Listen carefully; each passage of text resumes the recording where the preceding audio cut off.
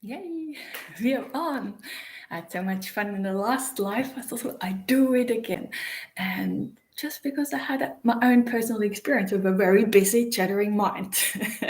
And I thought maybe you can relate. And I thought, let's have a chat about this, right? When our mind gets so activated by something that it tries to either predict or catastrophize about something that's going to happen in the future, or you're just still stuck thinking about what just happened, right? And this was for me, right? And when I'm driving, especially when I'm driving, tell me if this is you too, right? You're driving home for perhaps from work, and your mind is still busy going over this conversation you either have with a customer or with a coworker or with your boss or something, and it just goes over and over and over, and you're doing it, or you either think they shouldn't be doing this and that shouldn't happen, or I wish I would have said this or done that, right? And it just keeps going, really busy. Tell me, is this you? Let me know in the comments. Surely I am not the only one who who does that, right? And this, but when that happens, it actually is, how do you say, exhausting. It is very training. It trains our energy, right? And it is really hard to interrupt in the moment and recognize. And I really want to speak to that a little bit today, because it can ruin your life. Basically, it did for me, right? My mind was so busy, I never even realize that this is not normal. I thought everyone is like this, that constant thinking and trying to analyze, and some of it is good, right? Trying to solve for problems and trying to find solution for certain things, right? For me, it was always trying to figure out how can I fix myself, right? Because I always thought that I was fundamentally flawed or different to other human beings, because I had this complex PTSD and I had so many traumas, and my ability to concentrate and focus was really compromised. I couldn't do it, right? Studying was so difficult. Sometimes I couldn't get past the first sentence in a paragraph, right? I couldn't stay focused because my mind was wandering off thinking. It was so busy, constantly thinking about things that are not actually happen right in this moment, right? Does that happen to you? Right? And if you're here live with me, please go ahead. You can ask questions right here to really unpack this a little bit. Where does this come from? And I think for us, especially if you had a lot of trauma during your childhood or developmental years, then this is a protective mechanism, really, from our brain, right?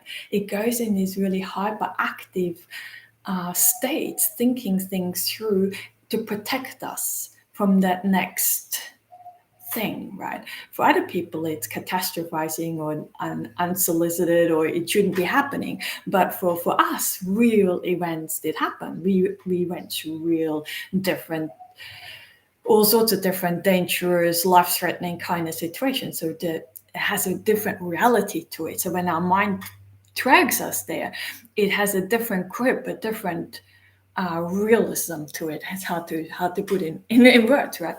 So it really grabs our attention, but it doesn't just grab a little bit of our attention, it grabs all of our attention and pulls us there and holds us there.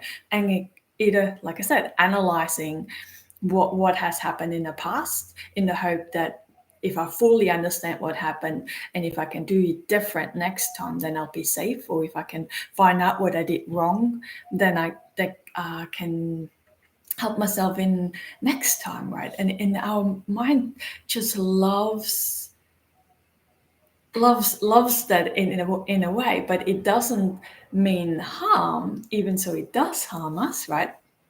In one sense, it wants to protect us, but it comes at a very high cost, because it pulls us away from what is actually happening right now, right? So when I was saying it happens to me a lot when I'm driving, right? So I literally, here's one tip of how I try to interrupt that for myself, right? Because I know when I'm driving, my mind becomes most active or instantly, right? So the minute I go to the car and I lock the car, I open the door, this is my cue to myself. It's like, okay, get present, right? We're going to catch catch my mind when it tries to pull me off in all sorts of different directions, and become really aware of my mind doing this. So I'm taking a step back and observing what my mind does, right?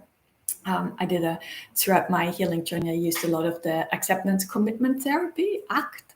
And in ACT, they're using a lot of those metaphors of you being the observer or the director of your play out on the stage, right? You have that stage out there. That's where all your emotions happen, emotional storms, all your traumas, all the ruminating, and all this is happening out on the stage, right?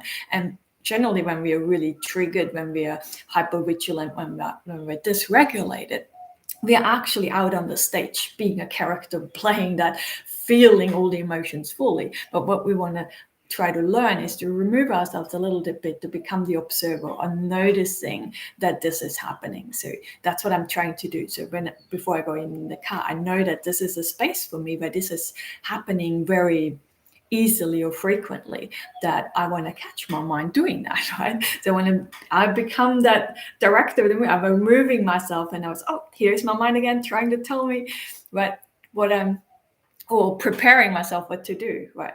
When I'm driving to something, it sometimes likes to rehearse and play out in my head what I'm going to say when that person says this, or when they respond like this, right? Running through all the different scenarios, what I could possibly say.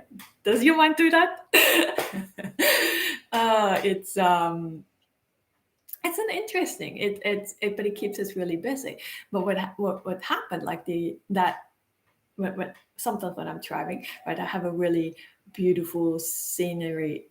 What they call it like a tourist drive, right? So where I'm driving, it actually has the most stunning views, and I could enjoy that beautiful sunrise or sunset or the views to the ocean. But instead, my mind keeps me so busy that I'm not even actually focused on the driving, right?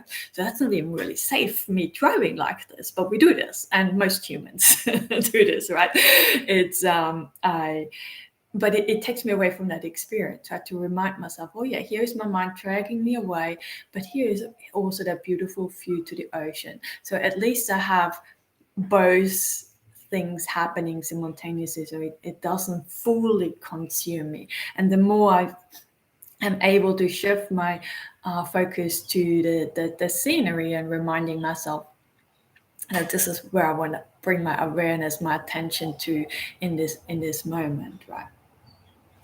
And we also want to acknowledge when we are doing that, or thanking our mind. Like I always like to say a little thing, thanks mind, I know you like to protect me, but I've got this. I'm in a driver's seat, literally, right? In this moment when I'm driving, I'm literally in the driver's seat of this situation, right? I'm taking my power back. But we want to say thank you, right? Because our mind has helped us to get through some very horrific things in our life, right? So it has a purpose.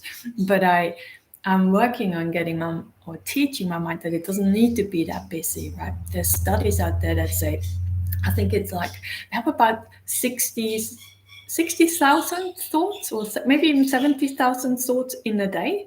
That's a lot of thoughts. But you know what's really interesting is that the majority, I think it's about 80% of those thoughts, or maybe even 90% of those thoughts, we had yesterday and the day before and the day before. So they're repetitive thoughts. They're completely useless. They're not really doing anything. They're just repeating. They're running on a loop, right? Yes. And that's what we really want to recognize within ourselves, that, okay, I can let go of that grip, needing to think my way through, right? Because that's where the whole mental health illness or the diagnosis comes from as well, because that grip is just so strong, right? That's why I always say it's like I'm stuck in my head. I'm almost like cut off here. I can only think about things, right? I have a mental concept about feelings, but most of the time I didn't actually feel anything. I was so numb and cut off from my body, right?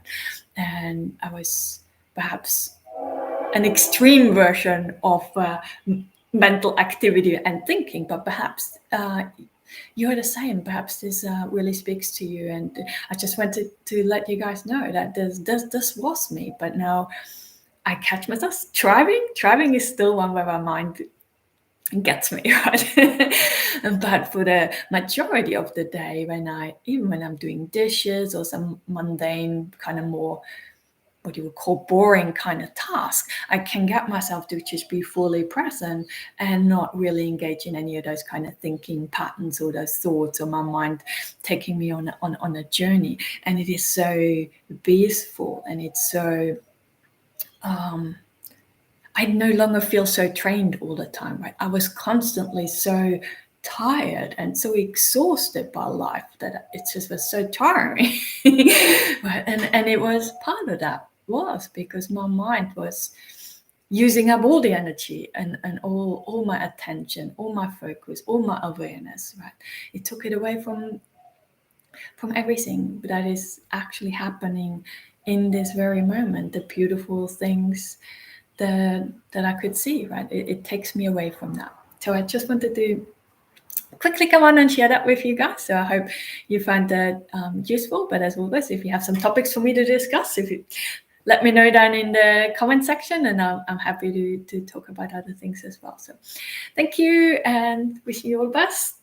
And love and rainbows to brighten up the tough times just a little. See you guys. Bye.